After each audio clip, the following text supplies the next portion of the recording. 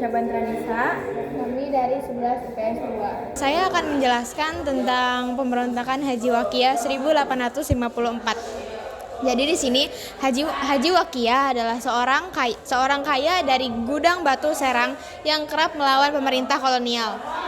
Pulang berhaji pada 1847, dia kembali melancarkan perlawanan terhadap pemerintah kolonial.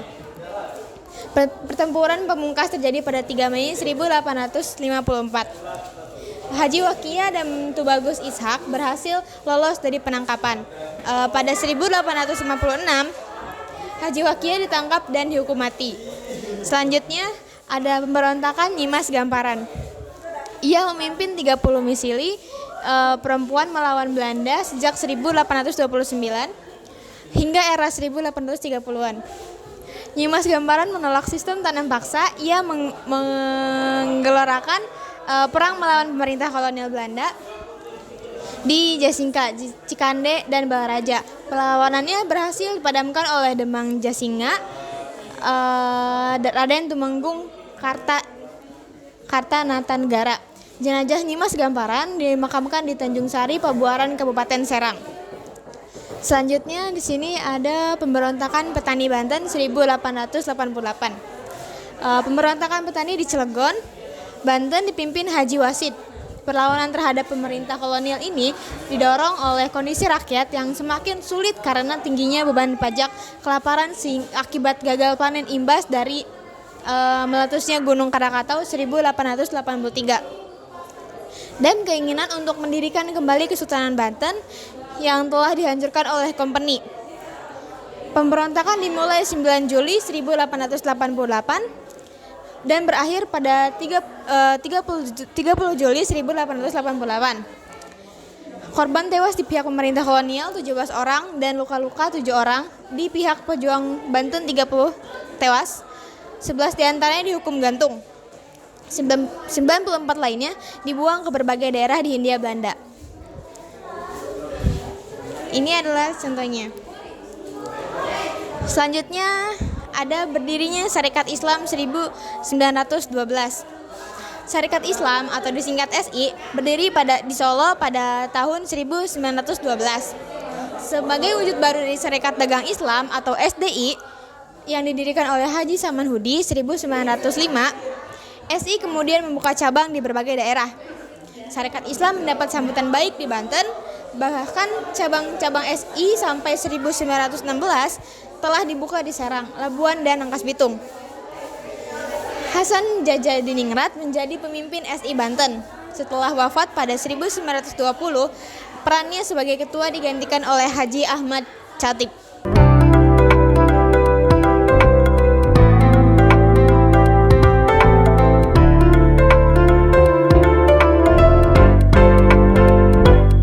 Saya akan menjelaskan berdirinya Budi Utomo 1908.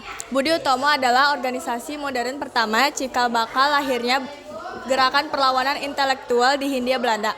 Pemantiknya adalah Wahidin Soedirohoesodo, seorang dokter Jawa. Ia menganjurkan pentingnya memajukan pendidikan bagi orang Jawa dengan berkeliling ceramah ke beberapa daerah termasuk ke Serang, Banten. Pada 20 Mei 1908, gagasan tersebut diwujudkan oleh Sutomo. Budi Utomo melahirkan beberapa tokoh penting dalam gerakan pembebasan nasional Indonesia, salah satunya Dr. Cipto Mangunkusumo. Selanjutnya ada Indis Partij. Berdirinya Indis Partij adalah partai politik pertama di Hindia Belanda yang didirikan pada 25 Desember 1912 oleh 3 serangkai: Ernest Douwes Dekker alias Setiabudi, Dr. Cipto Mangunkusumo, dan Suharto Surjaningrat. Keanggotaan Indis Partij terbuka untuk semua golongan bangsa tanpa membedakan ras dan kelas sosial. Pada 1913, para pemimpin Indis Partij diusir dari Hindia Belanda oleh pemerintah kolonial karena dianggap menghina pemerintah kolonial yang akan merayakan seabad kemerdekaan Belanda dari Prancis. Suharto Surjaningrat menulis sebuah artikel dalam harian The Express berjudul Als ik een Nederlander was, seandainya aku seorang Belanda, yang menyinggung perayaan tersebut. Pada 13 Maret 1913, Indis Partij dinyatakan sebagai organisasi terlarang. Kongres Nasional Sarekat Islam 1916. Setelah Sarekat Islam atau yang disingkat SI mendapatkan pengakuan badan hukum pada masa akhir pemerintahan Gubernur Jenderal Hindenburg 1906 sampai 1916. SI mengadakan Kongres Nasional pertama di Bandung Juni 1916. Kongres tersebut membentuk Sentral Sarekat Islam atau disingkat CSI. CSI dibentuk sebagai federasi lahir berbagai SI lokal yang tersebar di seluruh Indonesia. Inilah tonggak awal wawasan nasional SI yang mendorong terbentuknya cabang-cabang SI di berbagai daerah di Hindia Belanda. Salah satu cabang termaju di dalam gerakan tersebut ada di Semarang di bawah Semaun yang pengaruhnya cukup luas sampai ke Banten.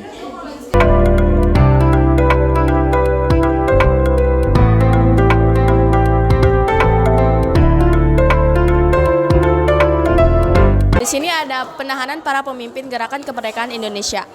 Gubernur Jenderal Hindia Belanda memiliki hak khusus yang disebut exorbitant rechten untuk menjaga keamanan dan ketertiban Hindia Belanda.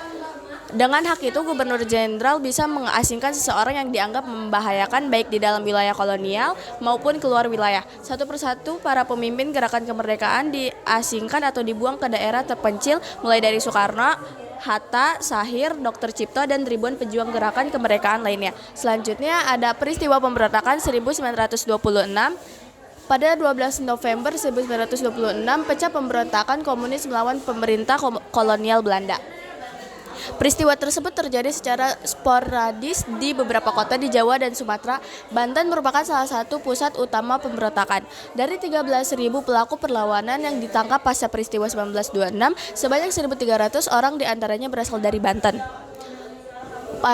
Pada peristiwa inilah pemerintah kolonial memutuskan membuang seluruh pelaku ke Bovendigul di pedalaman Papua yang terkenal karena wabah malaria hitam yang mematikan. Pada masa pemerintahan Soekarno, seluruh tokoh yang terlibat dalam peristiwa tersebut dinyatakan sebagai perintis kemerdekaan melalui peraturan Presiden nomor 15/1961. Selanjutnya ada kedatangan Jepang dan runtuhnya Hindia Belanda. Invasi Jepang ke Hindia Belanda membuat jatuhnya kekuasaan kolonial. Bala tentara Jepang masuk ke Jawa melalui pesisir utara Banten 1 Maret 1942.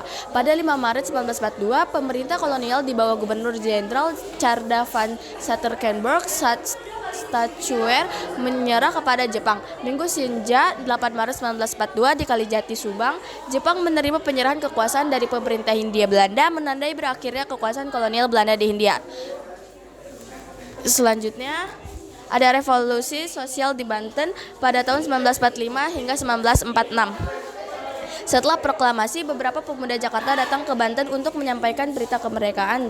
Sebuah rapat umum atas prakarsa pemuda utusan beberapa golongan memutuskan untuk mengangkat Kiai Haji T.B. Ahmad Chatip sebagai residen Banten.